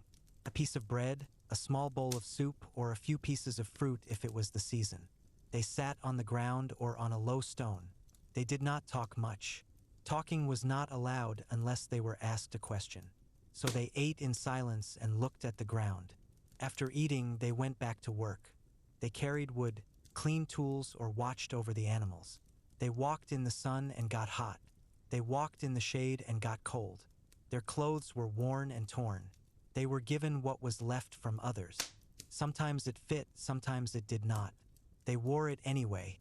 They had no toys. They had no games. They watched the other children play from a distance. They did not go near them. They were not invited. They did not ask. They just watched and went back to their work. The man who had taken them in was not always kind. He was not always mean either. He was just there. He gave them orders and watched them work. He did not talk to them much. He did not ask how they felt.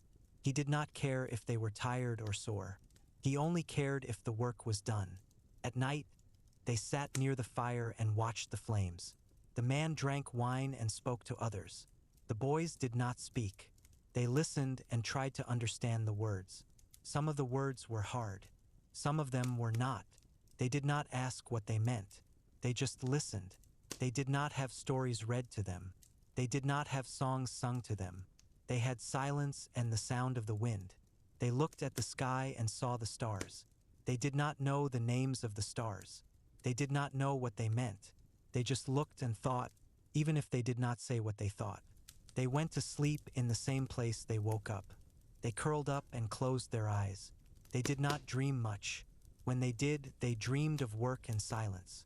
They dreamed of carrying water and sweeping floors. They dreamed of walking and not stopping. This was how they lived when they were small. Not with joy, not with sadness, but with quiet and work. They did not ask for more. They did not expect more. They just kept going one day at a time. Who took care of the boys and why?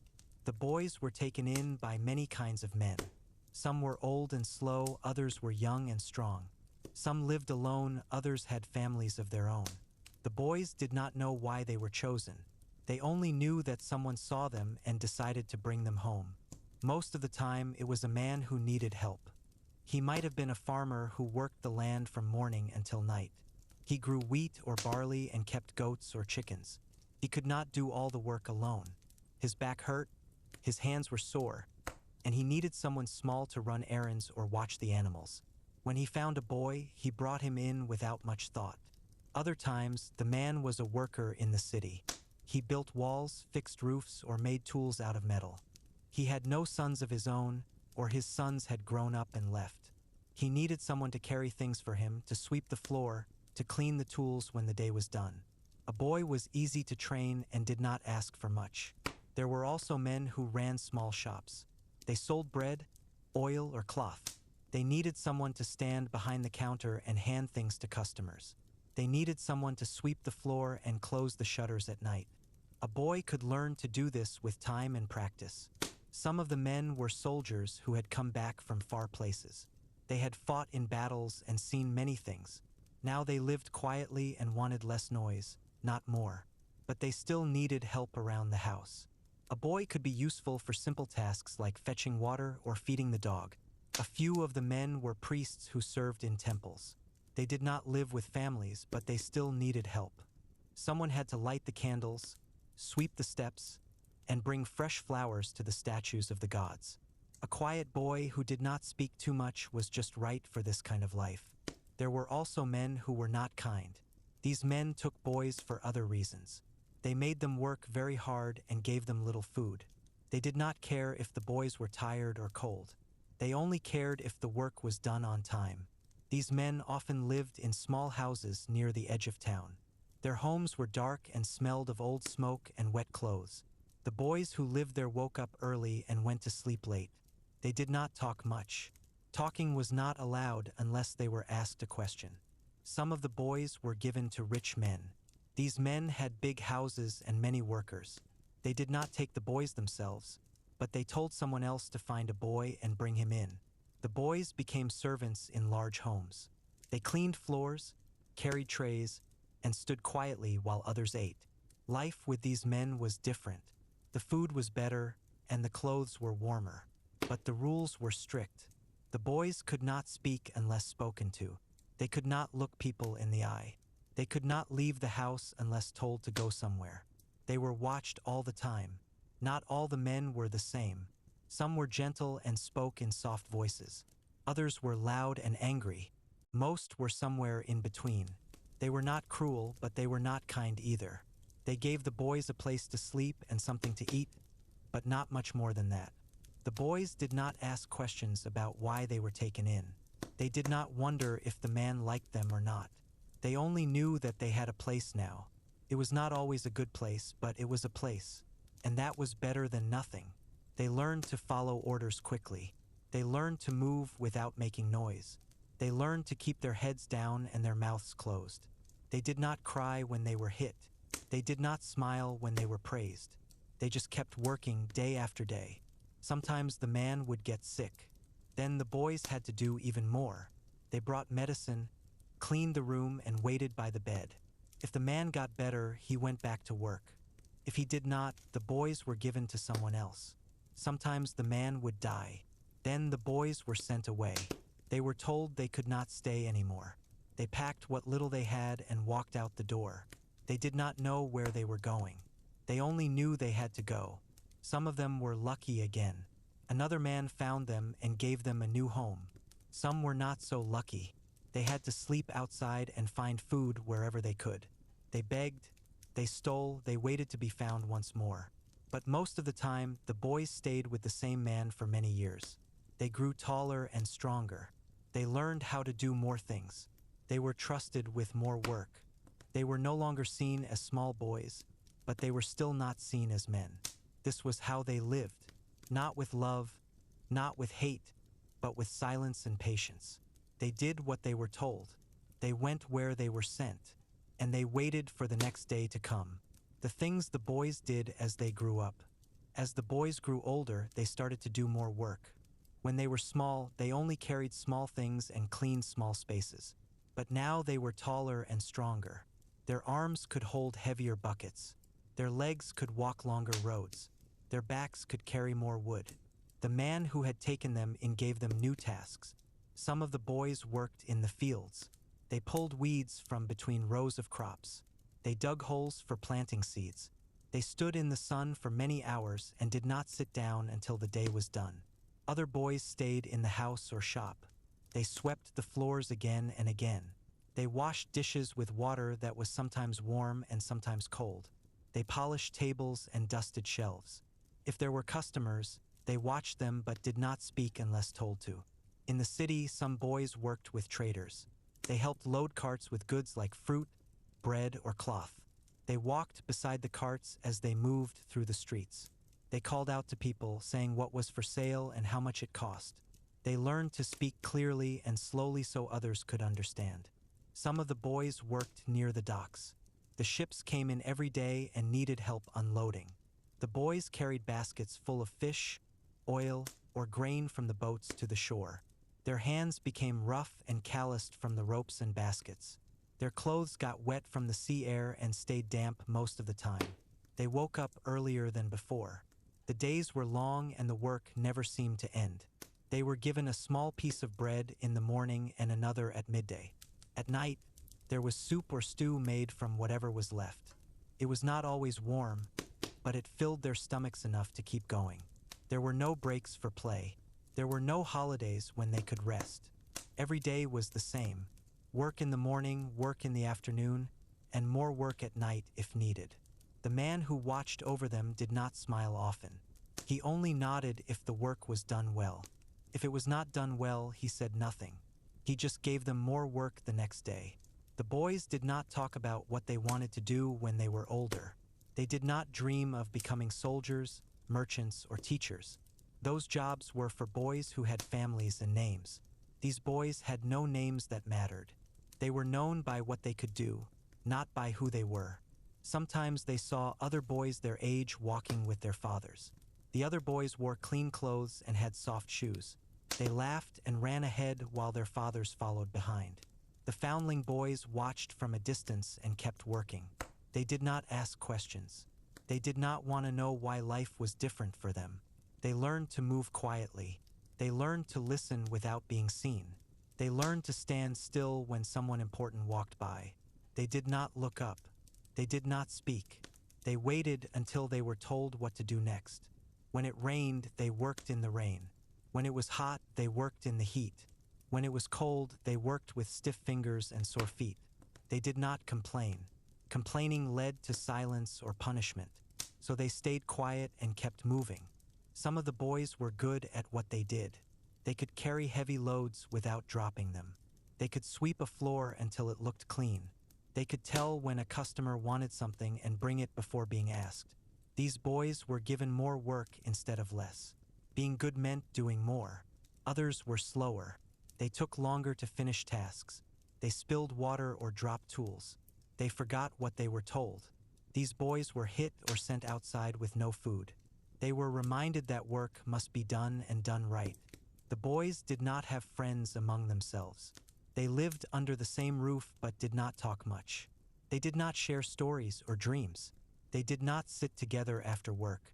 Each boy had his own thoughts, but none of them were spoken aloud. At night, they sat near the fire and watched the flames. The man drank wine and talked with others. The boys listened and tried to understand the words. Sometimes they closed their eyes and let the sound of voices fill the room. They did not speak. They did not ask questions. They just listened. They went to sleep in the same place they had slept the night before. They curled up on the floor or in a corner. They used the same cloth or blanket they had used for many nights. It was worn and thin, but it kept them warm enough. They dreamed of walking, of carrying things, of sweeping floors. They dreamed of standing still and waiting. They dreamed of silence and footsteps. They did not wake up smiling. They did not wake up sad. They just woke up and began again. This was how the boys grew up, not with joy or sadness, but with quiet and work. They did not choose this life. They simply lived it, one day at a time with no end in sight. Where the boys went when they got older, As the boys grew into young men, they no longer looked like the small children who had once been left by the road or found near the market. Their bodies changed. Their arms became thicker and their shoulders wider. Their voices deepened and they spoke less than before. They moved with slower steps and carried more weight without complaint. The man who had taken them in no longer saw them as boys who needed watching. He gave them more work and fewer reminders. He told them what to do once and expected it to be done without asking again. If they forgot something, he did not say much. He just gave them more to do the next day. Some of the young men stayed where they were. They continued working for the same man in the same place. The farmer still needed help in the fields. The shopkeeper still needed someone to sweep and carry. The builder still needed hands to lift and hammer. The young men knew how to do these things well. They did not need to learn anything new. Others were sent away when they got too big or too quiet. The man who had raised them said there was no more room or that he could not feed another mouth. Sometimes he said nothing at all.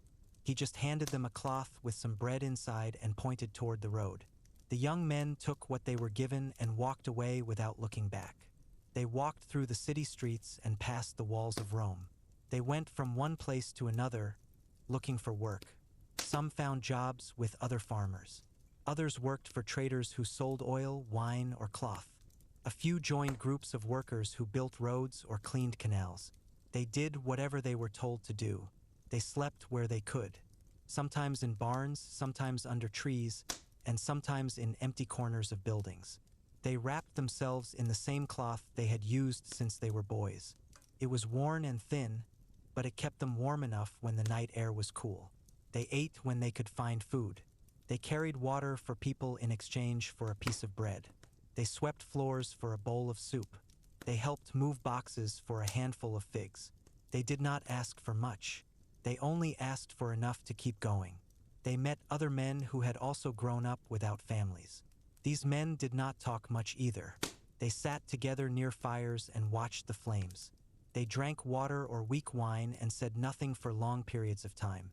They did not tell stories about where they came from. No one asked. No one wanted to know. The city of Rome was loud and full of people. There were temples with tall columns and markets filled with smells of bread, meat, and spices. There were fountains that poured water and statues that looked like gods.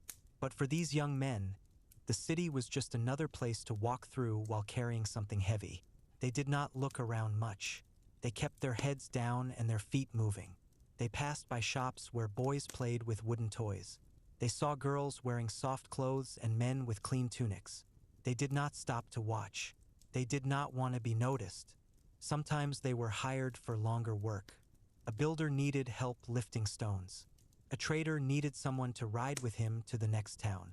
A soldier needed a helper to carry his shield and sword. These jobs lasted days or weeks. The young men did them quietly and without complaint. When the work was done, they were given a small amount of money or a few pieces of food. They did not spend it on fine things. They bought more bread, a new piece of cloth, or a pair of worn sandals. They did not go to shows or festivals. They did not buy wine or perfume. They only bought what they needed to keep going. At night, they sat near fires and stared at the sky. The stars were the same ones they had seen when they were boys. They wondered if anyone else looked at them too. They thought about the places they had been and the things they had done. But they did not speak out loud. Thinking was easier than talking. They did not dream of becoming rich or famous. Those dreams were for others. They only dreamed of walking, of working, of staying warm at night. They dreamed of carrying things and sweeping floors. They dreamed of silence and footsteps. They woke up and began again. Some of them were lucky. They found steady work with kind men. They were given a place to sleep and regular meals. They were not hit often. They were not shouted at. They lived quiet lives with little joy and little sadness. Others were not so lucky. They moved from job to job and place to place. They slept outside when it rained. They went hungry when there was no work. They walked long roads with sore feet and tired backs. They did not complain. Complaining led to silence or punishment. There was no end to this life. There was no sign that things would change. Each day looked much like the last. Work in the morning, rest at night, and silence in between. They did not expect more. They did not ask for more. They simply kept going one step at a time. This was where the boys went when they grew older. Not to great cities or rich homes. Not to war or glory. Just to quiet places and slow days. They walked the same roads they had walked before, only now they carried heavier loads and wore older clothes. And so they went on with no name, no home, and no story to tell. The jobs that most foundling men had. Most of the men who had been found as boys did not have many choices about what they could do for work. They were not taught to read or write. They were not trained to become doctors, teachers, or merchants. Their lives were shaped by what others needed them to do. And so they did those things day after day without much thought. One of the most common jobs was working in the fields. These men rose early and went to bed late. They worked under the sun when it was hot and under the clouds when it was cold. They pulled weeds, planted seeds, and carried baskets full of fruit or grain. Their hands became rough from holding tools. Their backs ached from bending over for long hours. But they kept going because there was no other choice. They worked for farmers who owned land outside the city. These farmers gave them small meals and a place to sleep near the animals. The men slept on straw or on wooden shelves built into the walls. They did not complain. They simply lay down and closed their eyes until morning came again. Another common job was helping with construction. Rome was always building something: roads, houses, temples, and walls. There was always a need for strong hands to carry stones, mix mud, and lift heavy beams. These men worked from sunrise to sunset. They wore simple tunics that got dirty and torn. They drank water from shared bowls and ate bread that was sometimes soft and sometimes hard. They followed orders from builders who shouted instructions. If a man did not move fast enough, he was told to go faster next time. If he dropped something, he was told to pick it up and keep going. There was no praise, only silence or more work. These men did not talk much while they worked. Talking slowed them down. Silence made the day pass quicker.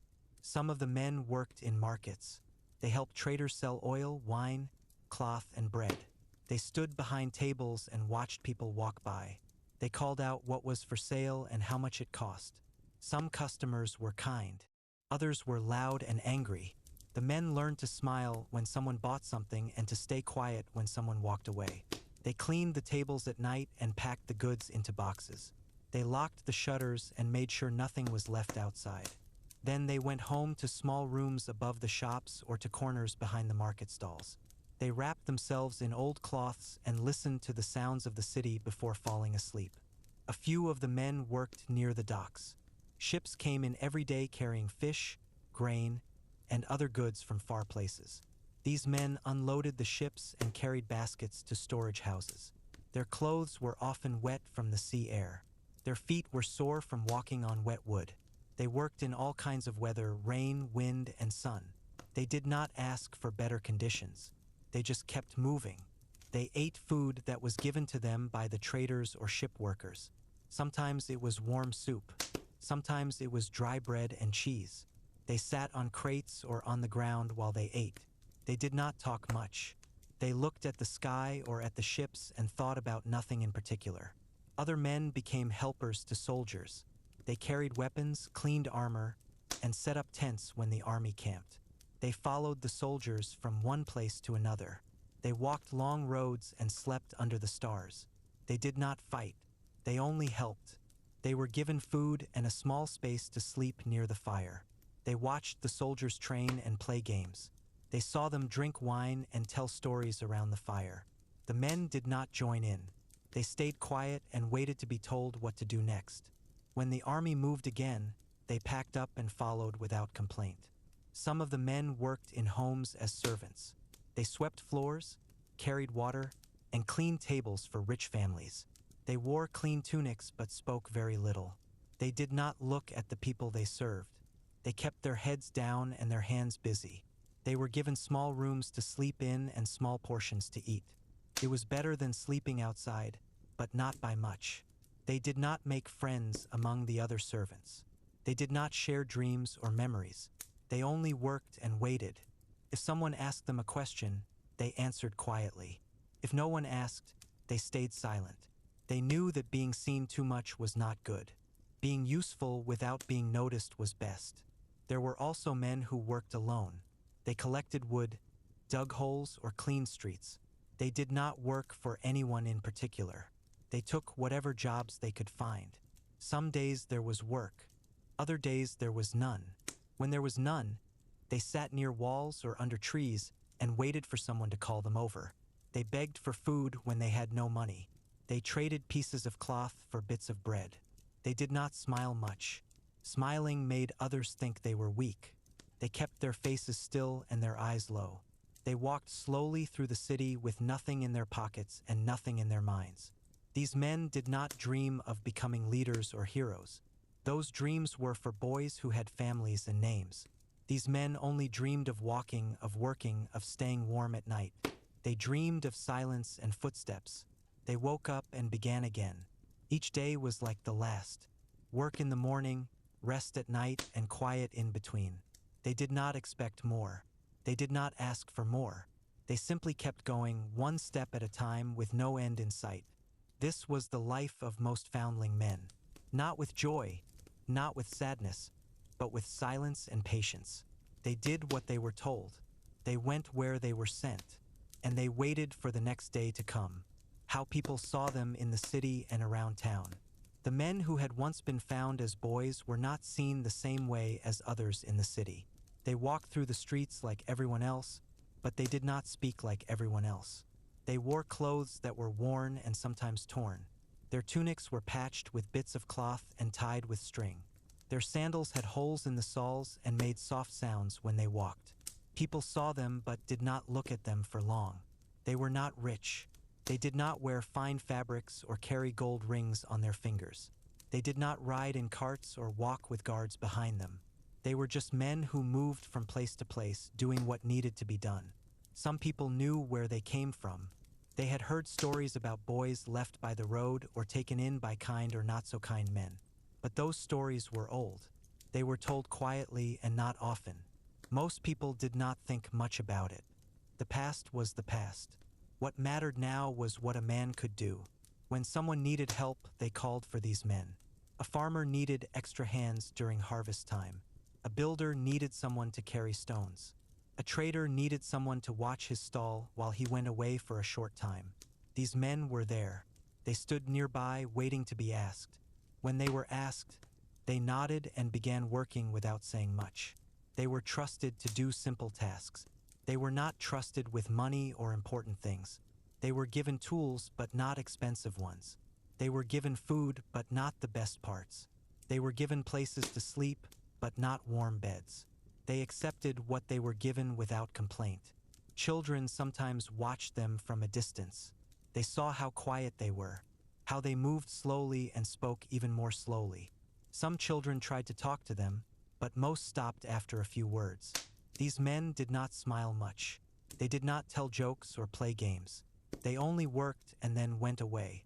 Other grown-ups talked about them in low voices. They said these men were strong but not smart. They said they were used to hard work and did not ask for much. Some said they were lucky to have jobs at all. Others said they should be grateful for anything they were given. There were no big names for these men. No one wrote their stories down. No statues were built in their honor. They were not remembered in songs or poems. They were simply part of the city, like stones in the road or dust in the air. Sometimes, if a man worked well for many days, someone might call him by name. But most of the time, he was just you or the one over there. He did not mind. Names were not important. Work was what mattered. In the market, he stood near tables and waited for orders. He lifted baskets, carried jars, and swept the floor when told. Customers came and went. They looked at the goods, not at him. If they needed something, they asked the trader, not the helper. He stayed quiet and kept moving. At night, he sat near the fire and listened to others talk. He did not join in. He did not have much to say. His life was not filled with exciting things. It was filled with walking, carrying, sweeping, and waiting. He did not dream of becoming a leader or a soldier. Those dreams were for boys with fathers and homes. He only dreamed of quiet days and full stomachs. He dreamed of soft beds and warm cloaks, but mostly he dreamed of nothing at all. He did not feel shame. He did not feel pride. He simply was, like the wind that blew through the streets, like the rain that fell on the rooftops. He was there, and that was enough. People passed him every day and barely noticed. He was just another man in a city full of men. He did not stand out. He did not try to. Standing out brought questions. Questions led to talking. Talking was not always good. He kept his head down. He kept his mouth closed. He kept his feet moving. And so he went on, unnoticed and unremembered, like so many before him.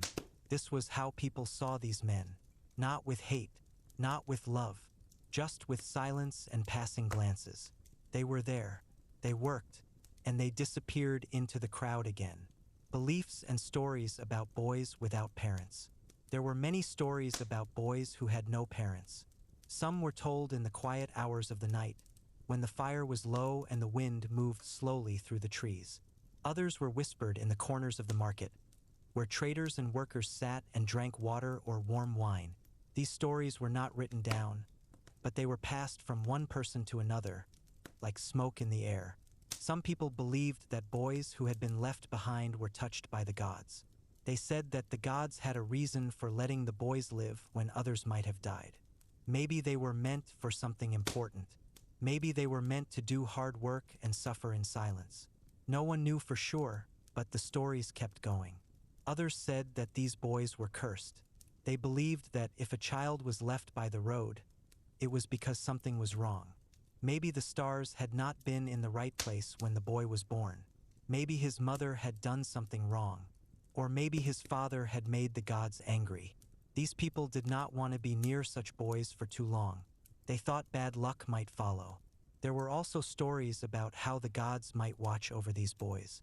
Some believed that a boy who had no home was watched by Mercury, the god of travelers and those who had no place to go. Others said that Juno, the mother of many gods, looked after them in secret. A few even thought that Mars, the god of war, had plans for some of them, and that one day they might become great soldiers. But most of the stories were not about gods. They were about what might happen to the boys as they grew. Some people said that boys who had been left behind would grow up to be strong, because they had learned to survive without help. They would not cry when they were hurt. They would not complain when they were tired. They would work harder than others and never ask for more. Other stories said the opposite. These boys, people said, would grow up with heavy hearts. They would not trust others. They would not love easily. They would not smile often. They would walk through life like shadows, quiet and unnoticed. They would not be remembered after they were gone. Sometimes, when a boy was taken in by a kind man, people talked. They said the man had done a good thing. They said the gods would see it and maybe give him more years to live. But others were not so sure. They said that a boy who had been left once might be left again. They said that bad luck could not be washed away by kindness alone. There were also stories about what happened to the mothers who left their boys. Some said they had no choice. They were poor and had nothing to give. They left their boys hoping someone better would find them. Others said the mothers had no heart. They turned away without looking back. And some said the mothers cried every night, but never went back to find their sons. The boys themselves did not hear most of these stories. They worked while others talked. They swept floors, carried water, and fed animals while the grown-ups sat near the fire and drank. But sometimes, when the wind was still and the night was quiet, they heard bits of what was said. They heard words like cursed, lucky, or strong. They did not understand all of it. They only knew their own lives. Some of the boys thought about the stories when they looked at the stars. They wondered if the gods really watched them. They wondered if they had a place in the world. They did not ask these questions out loud. Asking questions led to silence or punishment. So they thought them quietly and let the wind take the answers. There were no real answers, only stories, and stories could be told in many ways. Some said the boys were lucky, others said they were not, but most of the time no one said anything at all. The men who had once been boys did not think much about the stories either. They had lived through the days and nights. They had walked long roads and carried heavy loads. They had eaten little and slept less. They did not need stories to know who they were. They were simply there, not heroes, not monsters, not chosen by the gods, just men who had grown up without names and without homes. They did not dream of great things.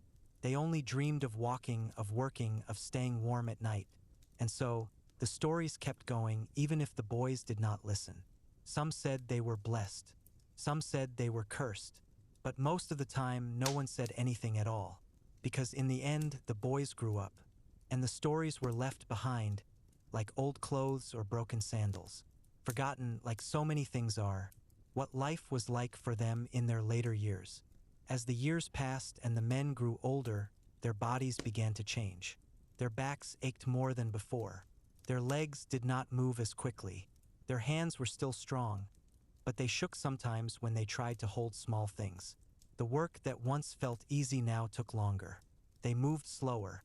They rested more often, and no one seemed to notice. The man who had taken them in long ago was gone now. Some had died quietly in their sleep. Others had grown too old to work and were cared for by someone else until they passed away. A few had simply disappeared one day, leaving behind only a few pieces of cloth and an empty space near the fire. Now these men worked for others or worked alone. Some stayed with the same farmer or builder for many years. Others moved from place to place, looking for jobs that would give them food and a place to sleep. There was no home waiting for them. There was no warm bed or soft blanket. Only the road, the sky, and the next day's work. They woke up later than they used to. Their eyes opened slowly. They sat up and stretched their arms, feeling the pain in their joints. They rubbed their faces and looked around. The room was dark. The fire had burned down to embers. The world outside was quiet. They got up and walked outside to wash their faces in cold water. They drank from a bowl and ate a small piece of bread left over from the night before. It was dry and hard, but it filled their stomachs enough to keep going. The work started early.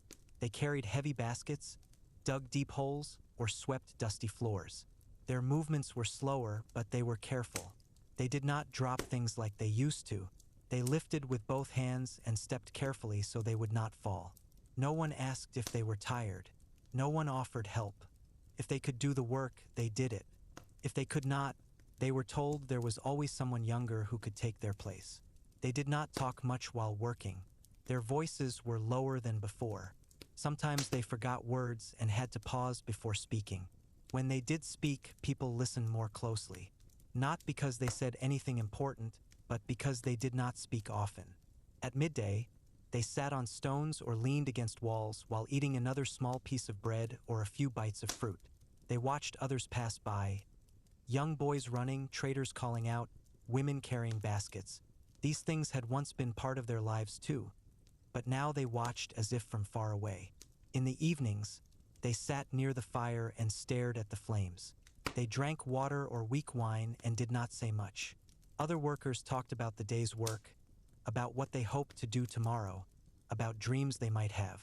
These older men listened but did not join in. They had no big dreams anymore. Their dreams were small. Dreams of warmth, of rest, of not waking up in pain.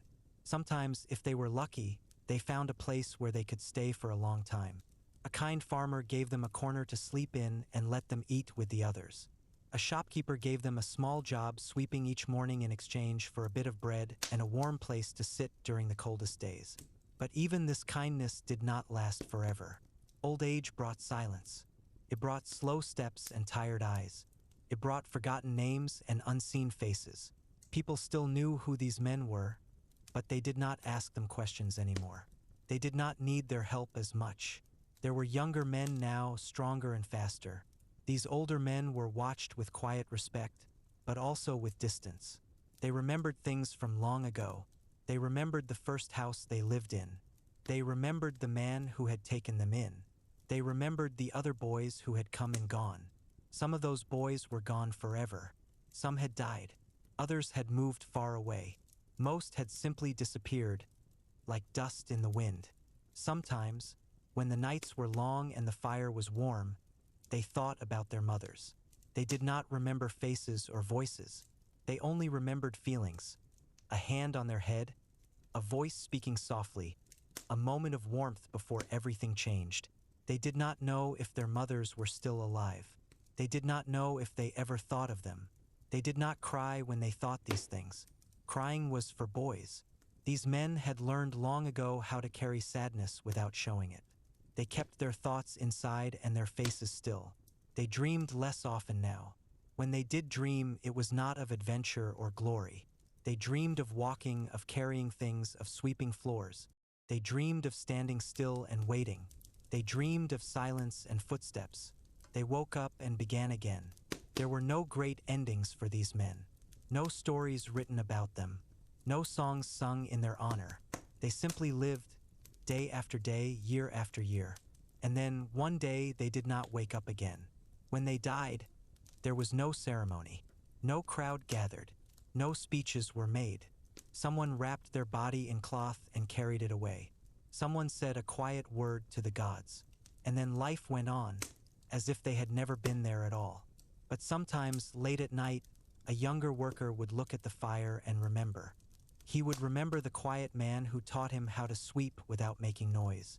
He would remember the old man who never smiled but always helped. He would remember the one who never spoke much but was always there. And for a short time, that memory would be enough. The quiet endings of many foundling lives, expanded version. The end came slowly for most of these men. It did not arrive with a loud cry or a final word. It came like the end of any day, quietly, without much notice. The sun rose as it always had. The sky was blue in some places and gray in others. The wind moved through the streets, touching walls, roofs, and empty corners. The city woke up again, as if nothing had changed. They woke up one morning and stood as they always had. They stretched their arms, rubbed their faces, and looked around the small space where they had slept. The fire was low. The air was cool. The world outside was still waking up. They sat for a moment before moving. They did not rush anymore. There was no need to. They moved slowly that day. Their steps were careful. Their hands held tools with more thought than before. They worked as they always had, sweeping, carrying, lifting, waiting. No one said anything about how tired they looked. No one asked if they needed to rest. If they could work, they did it. If they could not, someone else would take their place. That was how things were. At midday, they sat on stones or leaned against walls. They ate what they were given. They drank from shared bowls. They watched others move through the streets, but did not speak much. Talking took energy, and energy was something they no longer had in great amounts. They looked at the sky sometimes. The clouds passed by slowly. The birds flew in circles above. The sun stayed high for a while before beginning to fall again. As the sun began to fall, they felt the cold come in. Their backs ached more than usual. Their legs felt heavy. They finished their tasks and walked back to where they stayed. Some went to corners behind buildings. Others went to small rooms above shops or barns. A few had found places near fires where they could sleep close to others. They wrapped themselves in the same cloth they had used for many years. It was worn and thin, but it kept them warm enough. They closed their eyes and listened to the sounds of the night. The wind moving through the streets, the distant voices of people drinking wine, the soft footsteps of animals passing by. These sounds were familiar. They had heard them many times before. They did not dream often anymore. When they did, it was not of adventure or joy. They dreamed of walking, of carrying things, of standing still and waiting. They dreamed of silence and footsteps. They dreamed of days long ago when they were younger and stronger. They dreamed of places they had been and things they had done. But when they woke up, those dreams faded quickly. And then, one morning, they did not wake up. No one noticed at first. Someone called their name and waited for an answer. When there was none, they looked closer. The man was lying still, his face calm, his breathing gone. His hand rested near his chest. His eyes were closed. He looked like he was only sleeping, but he was not. There was no loud mourning. There was no gathering of people. Someone wrapped him in cloth and carried him away. Someone said a quiet word to the gods. Someone made sure he was buried where others had been laid to rest before him. There was no music. There was no dancing. There was no fire burning late into the night in his honor. No songs were sung. No stories were told. No one wrote down his name. If he had ever had one that mattered, it was forgotten now. His name had not been written in books. It had not been carved into stone. It had not been spoken often enough to be remembered. His tools were given to someone else. His space was filled by another man who needed a place to sleep.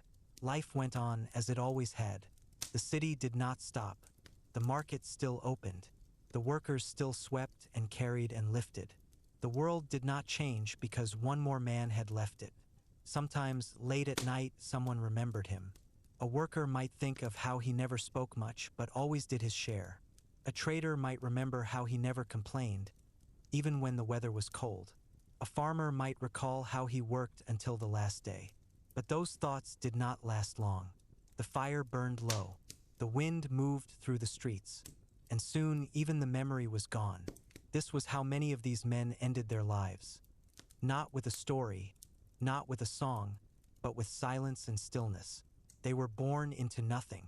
They lived with little, and they left behind even less. They did not ask for greatness. They did not expect kindness. They only wanted to work, to eat, and to stay warm at night. And so they went on, one step at a time, until they could not take another. And then, finally, they rested. Forever. They had once been boys, left by the road or near the market. They had once been picked up by men who saw them and decided to bring them home. They had once learned how to sweep floors, carry water, and keep quiet when grown-ups were talking. They had once grown taller and stronger. They had once worked hard every day, doing what they were told without complaint. Now they were gone, not with a shout, not with a farewell, just gone. The city kept moving. The people kept working. The sun kept rising and falling. The stars kept shining over Rome. And the men who had once lived quiet lives were no longer there to see it. Their names had not been remembered. Their faces had not been drawn. Their voices had not been recorded. They had lived in the background of a city full of noise and color. They had been seen but not looked at. They had been known but not truly known. And yet they had been part of the city. They had helped build its roads, clean its streets, feed its people. They had stood in the shadows and done what needed to be done. They had lived and then they had died. That was all. Some people believed that the gods watched over such men. That even though no one remembered them, the gods did. That somewhere beyond the sky, past the stars and the winds, these men were given peace. That they were allowed to rest without pain, without work, without silence. Others believed that life simply ended. That when the breath was gone, so was everything else. That there were no gods watching, no rewards waiting, only stillness, only darkness, only the end. But no one knew for sure. The stories stopped here. The words ended here. And the silence returned. Because in the end, the boys grew up. And the men grew old. And then, one by one, they disappeared. Like dust in the wind. Like smoke in the air. Like footsteps in the sand after the tide comes in. And so they were gone. Not with a sound. Not with a tear. Not with a word. Only with silence. And that was enough.